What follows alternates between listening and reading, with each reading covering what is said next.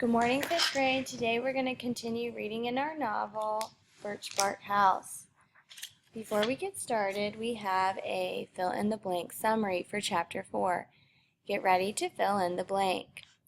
Omachius and Angeline spend a day scaring crows away from the corn. They end up killing the crows and eating them for dinner. One small bird is spared, and Omachius takes the wounded bird home. It is with pride that their father praises the girls as hunters. After their supper, and by way of reward, Day shares a ghost story and distributes gifts to the family, including a handmade metal scraper for Omachius in order of the fine work she did on the hide. It is a gift she feels guilty for disliking. The chapter closes with Day's moccasins moving on its own, and the entire family laughing is introduced to Andeg the crow. Press pause to fill in the blanks and play when you're ready for the focus question. Focus question today is, how do the presence of white men in the text impact the characters?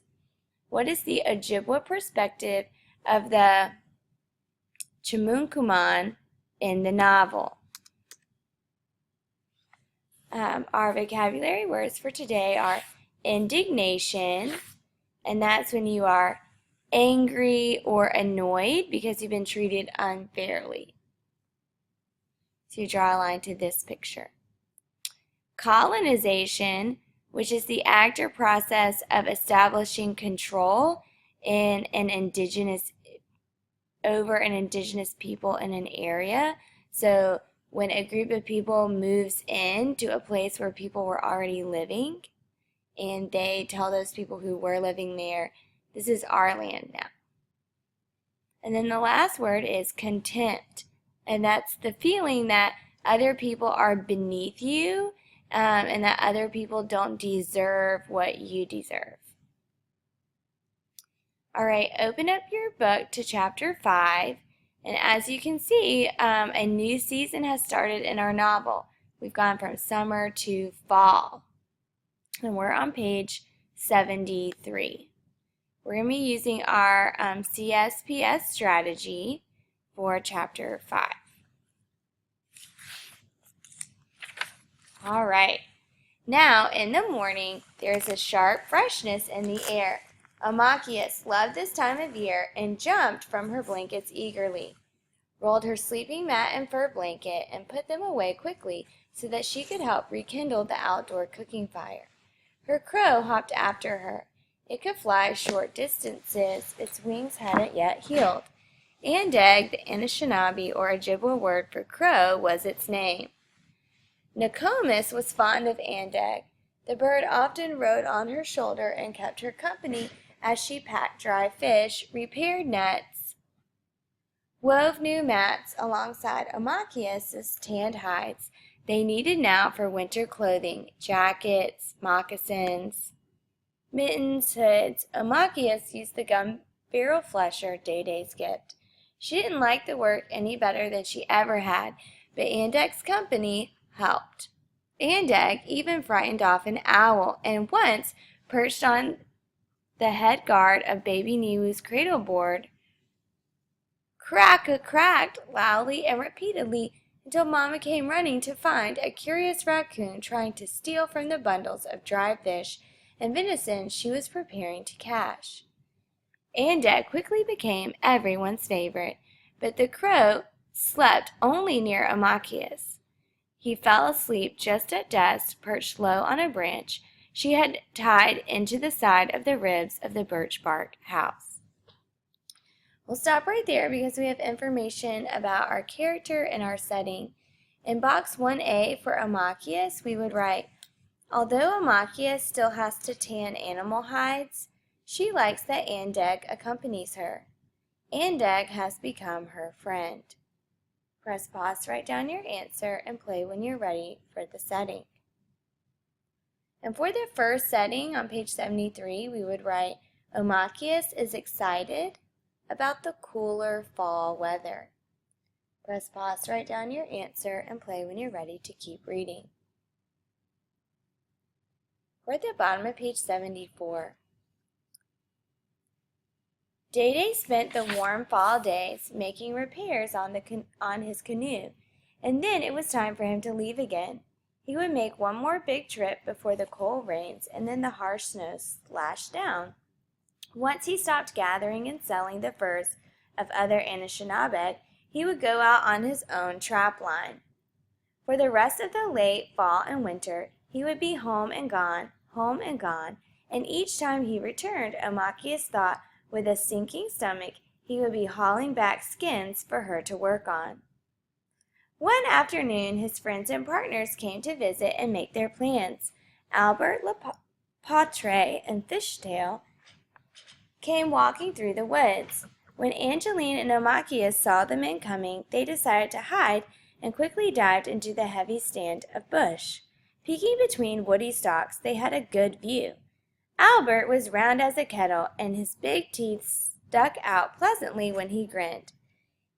He fancied himself quite a medicine man, and he wore his throw of circle bear claws. Next to him walked a tall and handsome Fishtail. He had strikingly long, thick, oil-black hair, and a hawk-thin face with a proud curl to his lip.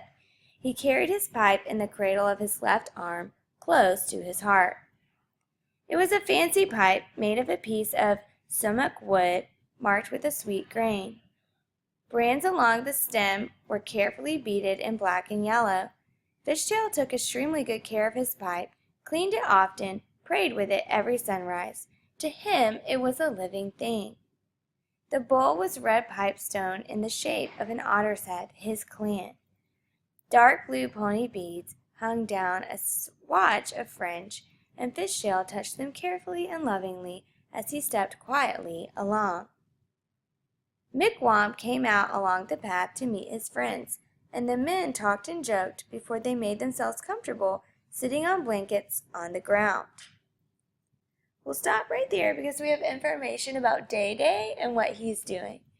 In box 1B, we would write, Day-Day will be making several trips throughout the fall and winter, bringing back some furs each time for Omachius to work on.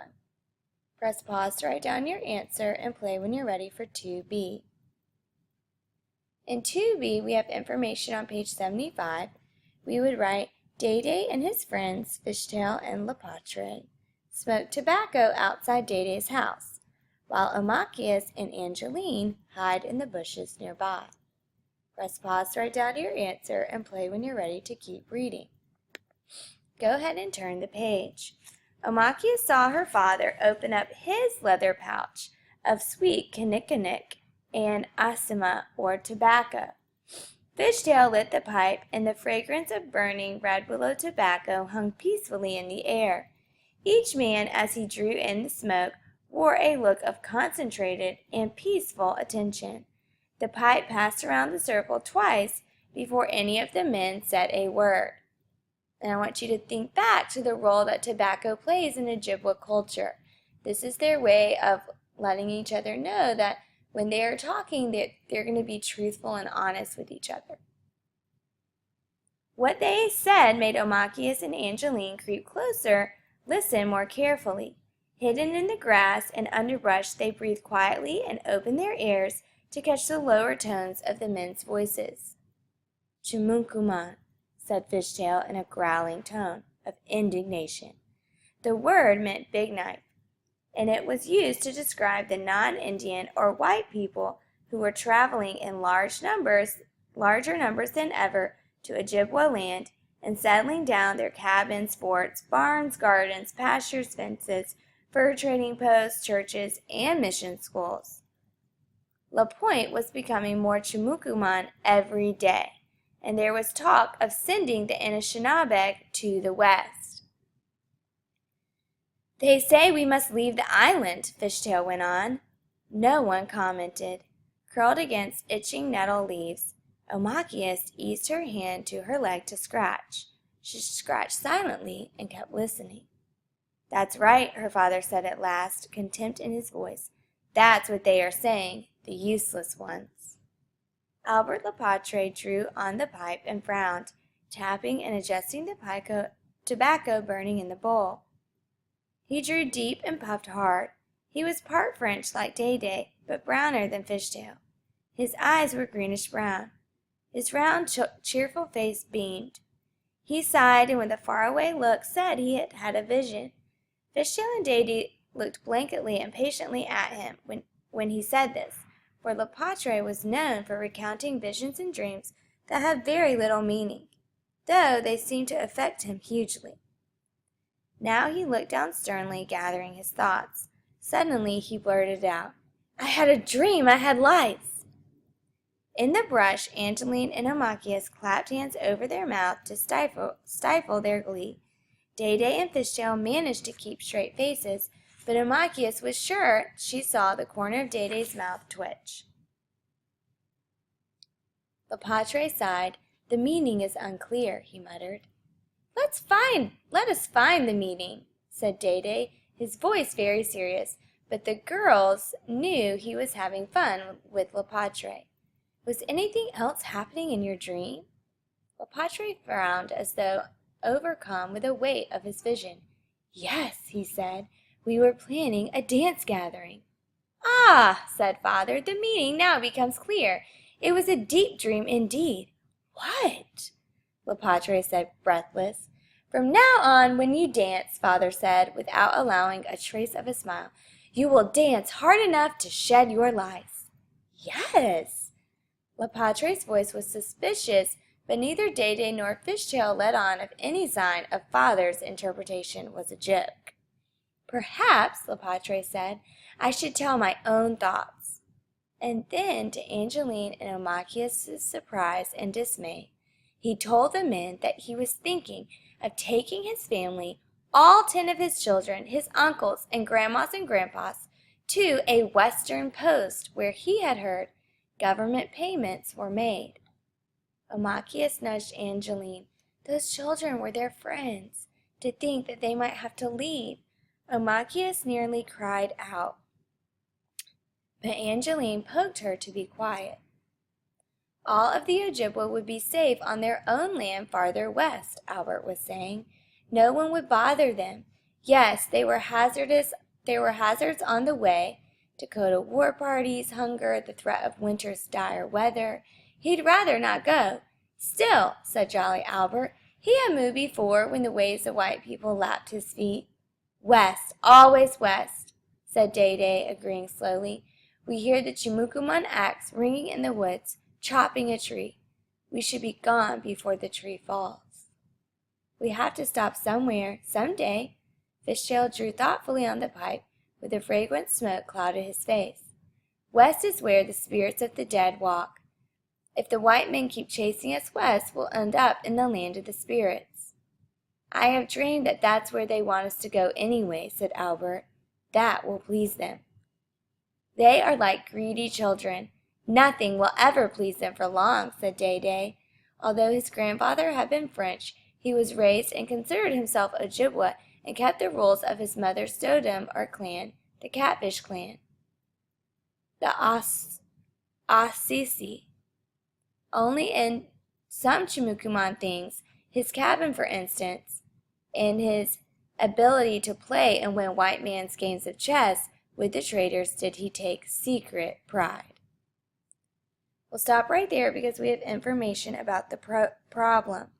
In box 3A we would write, the Chimukuman or the white men are telling the Ojibwa that they must leave the island and this upsets Day-Day. And for your quote you can write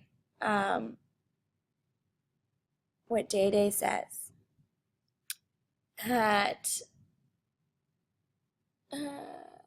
Here it is on page 77. "That's right," her father said at last, contempt in his voice. "That's what they are saying, the useless ones." Press pause to write down your answer and play when you're ready for the solution. And for the solution, you would write down this quote. and then on the